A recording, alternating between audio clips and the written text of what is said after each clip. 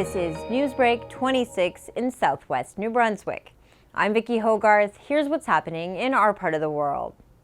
This past weekend, St. Andrews played host to one of New Brunswick's biggest Platinum Jubilee celebrations in honor of Queen Elizabeth's 70 years on the throne. From a performance at Kira Amphitheatre by the New Brunswick Youth Orchestra, to afternoon teas at the Algonquin Resort and fascinator-making workshops at the Wee Fabric Shop, an array of events fit for a queen took place across town over a 4-day period. Even the Queen herself was present in the form of life-size cutouts that made for popular selfie stations across St. Andrews. Mayor Brad Henderson wasn't surprised to see the extent to which his small but mighty town came out to mark the historic event and celebrate the community's ties to the monarchy. Well, you've got to be proud. This community has a long heritage, both with the Pescatoup-Gaudy people, but also in 1783, the Penobscot Loyalists settled in our community, and the way that it is developed, really, the colonial period, the architects, even our street names, it's named after King George III's children, plus the governors, and we have a King, Queen, Prince of Wales. So to celebrate our rich history and to see the whole community respond so well and come out, no matter kind of what your interest was or what you like to do, there was something that was for everybody. Lieutenant Governor of New Brunswick, Brenda Murphy, attended a sold-out Platinum Jubilee Gala at Drew Haven Town and Country on Water Street on Saturday night. To pay tribute to the Queen's 7 decades of service, the event was a fundraiser complete with an art auction for relief for Ukraine.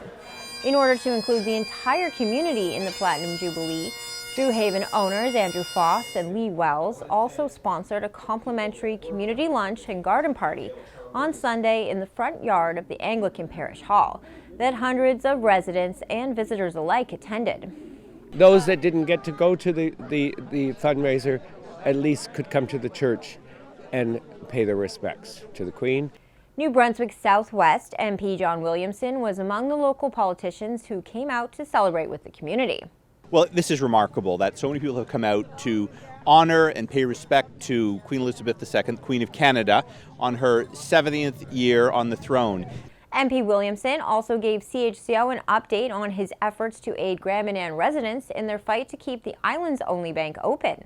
Scotiabank is set to close its doors for good on the island on August 24th.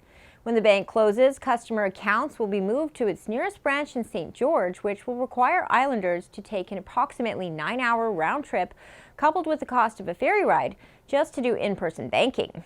I'm pleased to report that we have secured a meeting with Christina Freeland's office, and so there'll be a delegation coming from Grand Manan to meet with the finance officials. I'll be there as well. We're going to do that later in June.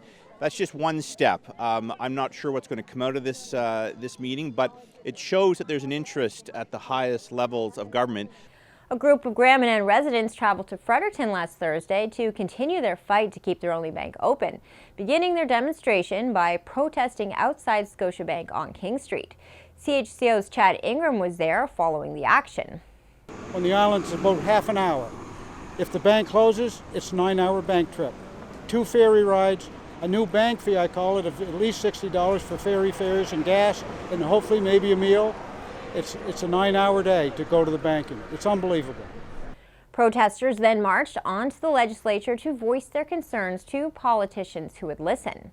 Funding the Isle, St. John West MLA Andrea Anderson-Mason and New Brunswick Green Party leader David Kuhn attended the demonstration.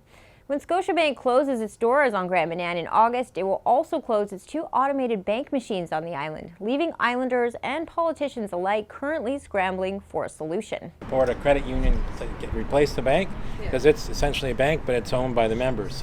And to David's point, that was the very first discussion that we had with your mayor and council, is who can we talk to, what other groups are out there, what other banks can we connect with, and is the credit union a possibility?